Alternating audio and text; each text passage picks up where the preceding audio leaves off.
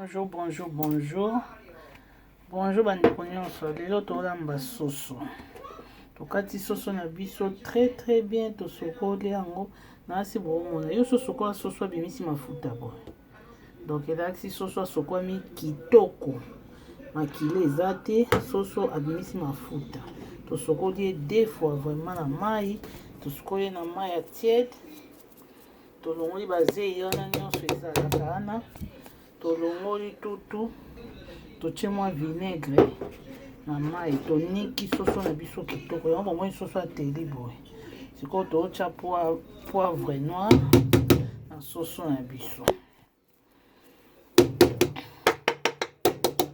Bomoi totie poivre. Totie poivre na soso na biso. Tozobakisa mungwa na soso na biso po eza mosone etoka na mungwa. Après suite na toyeba totia na mungwa ebele te pour l'instant. Totia na mungwa après tobalola soso na biso esangana bien comme ça. Tokotisa soso na biso na moto. Bomoi soso ndenge ateli asokwami kitoko. Voilà, soso ateli kitoko, asokwami kitoko.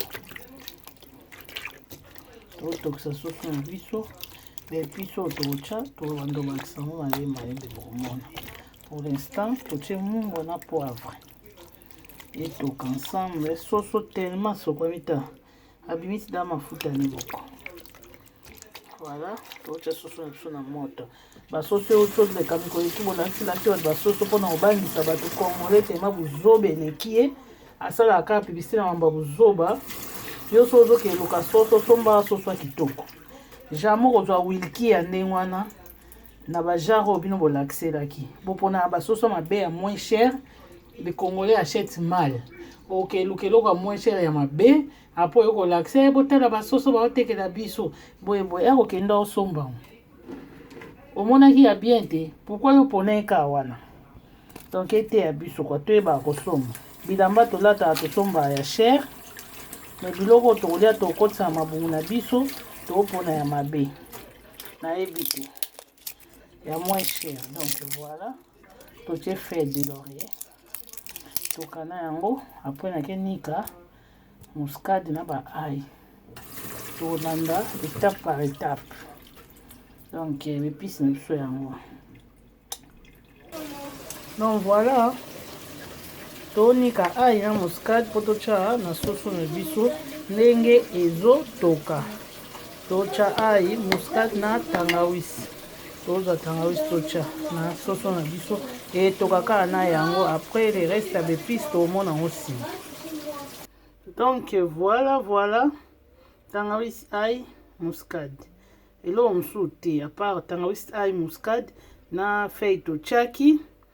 Donc tonika totia to mélanger pour etoka ensemble kwa soso na biso tolamba poulet aux épices. Merci. Donc voilà, totonika penza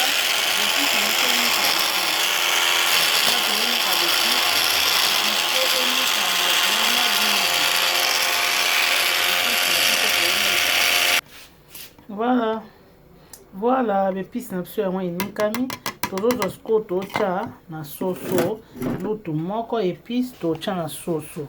Donc totia na soso po etoka na soso na biso. Soso na biso epesa goût ya kitoko, epesa solo ya kitoko. Donc tolamba po kolinga mingi konika vraiment biloko enikama bien. Parce que soki épice enikami bien te, ozoli eloko ozosentir épice na munoko, ezalaka vraiment pas agréable quoi. Comme désagréable. Ata sauce na ezalaki gunde nini, topase luto ata sauce na ezalaki gunde nini, mais moto akutani na cube magique na munoko. To akutani na mwa nini na munoko mabe. Donc mingi luto ya libaya. Tozwi tangawizi na biso yango oyo na ail na muscade totia na soso.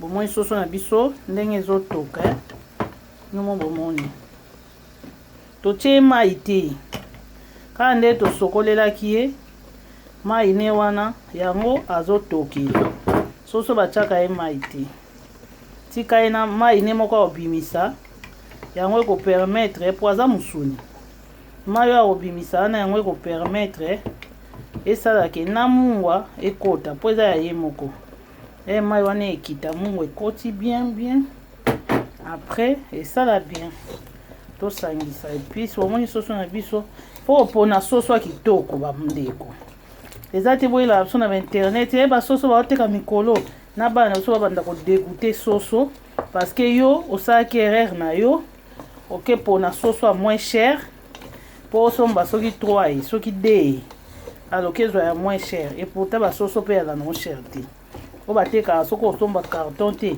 soso ya 4 euros ozwa daa poa soki 15 ya wilki donc voilà totikaka babétise tosala soso abimisi mai na ye moko abimisi mpe mafuta ne moko systeme ya bapaster na bandimi bonbonga mabonza na bino moko yango baosakanela bino yango soso yango aloba bokomisi biso basoso kaka na alingi biso bolambeli biso voilà en mode confinement toolamba soso ya épice totyango na sauce blanche soso na biso yango tosangisi yango bien totie ai muscade na tangawisi tofinika ye atoka après tobandoya étape par étape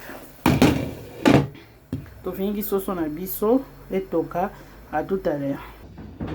Voilà baninga épice na biso tosalela soso na biso tovi soso épice yango kati ya épice oyo bomona bino moko toana poivron toza na poivron toana matungulu fo eza ebele toana ndembi epuis totia céleri donc matungulu poivron ndembi céleri si totokisaki ye na ai ndambo etikalaki baniki eza wana na muscade donc tosangisa mais oyo tokati awa eza matungulu tokati soso na biso eza moko ya recette toomeka namonaki yango quelque part yango nalingi nameka yango mpe naboyi na kosala soso mibale mpo papere ebwakama donc tosali soso na biso moko totie 4 matungulu totie ndembi totie céleri totie ai et puis poivron moko miso ya poivron yango bomona tokati poivron moko toketala soso na biso ndenge nini ezokoévolue malgré tout à l'heure naokata matungulu kidiba naoka esolo esali neti ezika nauti mbango kobakisa ngo mai toketala voilà soso na biso na kati ya ntungu kaka nde ezotokela yango moko ndenge deja ta teleme ebimisi mafuta ebele bomona soso esali neti ekalingama ye moko yango tobakisi mai parceke nano ebeli te ekontinue kotoka mpo ebela tobakisi mai mokie etoka susu donc tofiniki ekontinue kotoka mai esilaki toye kotala tobaluli tomoni banyosali neti okalingama mais soso na biso vraiment nano elembi bien te fo ekontinue su kolemba lisusu nango bakisa ngo mai mokie esindi mpesa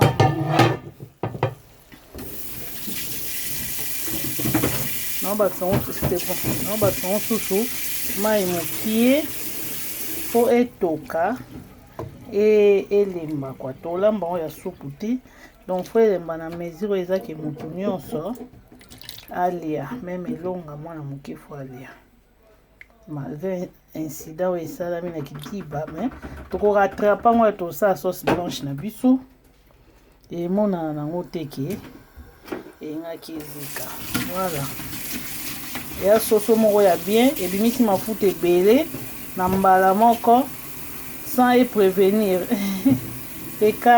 ekalingami ye moko ozongisa amikalingi ka ye moko donc nde eza boye tokalinga esuku voilà merci beaucoup soso na biso ezotoka non tokalinga yango te ye moko amikalingamaki na ye na mafuta na ye abimisi yango esali ke tobi tokalinga su te. Donc soso na biso yango ezotoka. Tolela yango lelo nkovi. Tolia nkovi soso na nkovi. Soso na biso ezotoka. Atoka mai esila. To mai esili c'est bon. To mai esili c'est bon. Donc voilà. Awa tolakisa bino nkovi etoka. Donc voilà. Soso dans les bons. Faut tokalinga kaka. Tokalinga kaka. Tolandaka nde tomonelaki recette tokalinga kaka. Tona choix te. Mais soso alembi. Asi soso na biso elembi déjà ebeli.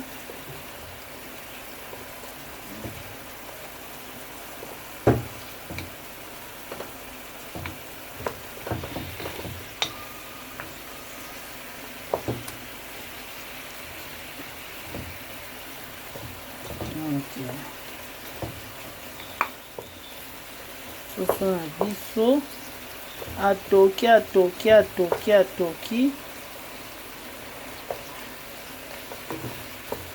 Ete sosi ebeli so tobakisa su mai. Omoni po tobakisa mai. Soso poadeli. Voilà. Soso na biso ekontinue kotoka. Soso na biso yango mai esili tokalinga soso. Entre temps totie nkovi na biso na mwamba etoka nanu. Mwamba mungu aka ya pamba na mwamba etoka nanu. Après tosala sauce ya. Après tokotia biloko mosusu. Tofiniki nkovi na biso. Tokipe na mambo ya soso po soso deja utali kozika. Asala eto pasi. Donc tokalinga soso parce que soso abeli. Tokalinga toza tout à l'heure. Mona nde étape nyonso ya soso na biso totokisa siko tokalinga. Omona nde tokende. Merci. Mafuta na biso totie po tozala mafuta echauffe makasi ya makiasi po totia soso to bando umisa soso na moto te. Merci. Donc voilà, totie épices na biso nyonso na nzungu. Tobaloli siko totia soso. Totie tomate te bozomona bien. Tosala yango sauce blanche. Matungulu nde eleka. Bomona bien monde tobalo. Matungulu eleka na ebele. Totie matungulu soso moko. Totiaki 4 matungulu. Totie poivron pardon. Céleri. Ndembi. Ail. Tangawizi. Céleri, ndembi, ail, tangawizi. Nous avons elongi ya soso na biso. Soso na biso. On a déjà elongi nango. Donc rien à dire. On a déjà elongi ya soso. Ndenge ezopesa. Tobalola. Tobakisa mungo mokie. Mpona sauce na biso. Totie épices nini chimique te. Poulet bio quoi, aux épices. Poulet bio aux épices. Donc tobakisa mungo mokie. Po épices na biso totiaki mungo te. Bakisi mungo tomeka après.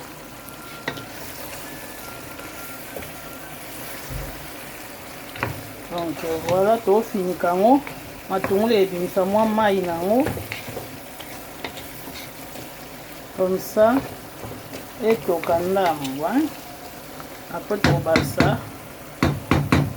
Tokobakisa. Voilà. To finiki ye. Todimine moto. Po azika te.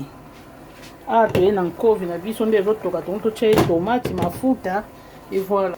Zela. Bon. Soso na biso ebeli tosangisi na épice yango oyo naosala direct ya zela. Tosangisi na épice soso ebeli. Soso yango oyo totia ma ya fufu na suka tobwaki pilipili biso awa bato nyonso baliaka na bango pilipili. Donc voilà, notre poulet c'est bon. Téléphone a pu décharger. Quand vous payez en haut, tu as mafuta mbila, tu as tomate, tu as mbisa okauka, matungulu, poireau. Nyonso ekoti c'est bon, tu as na mesa. Bye bye.